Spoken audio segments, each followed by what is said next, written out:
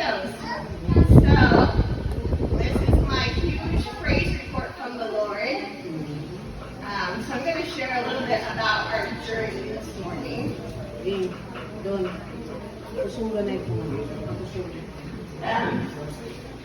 So,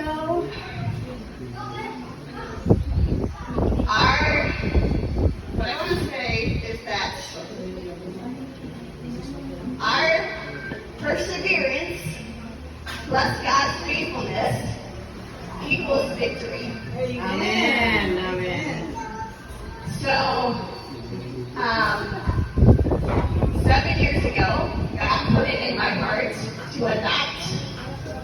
My husband and I really wanted to adopt. So, we didn't know what that process would look like. And in my head, I thought it would be very easy. Like, it would be like this.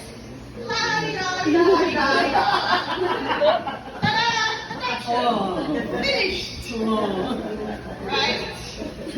But sometimes the dreams that God puts in your heart takes a long time and it's very hard.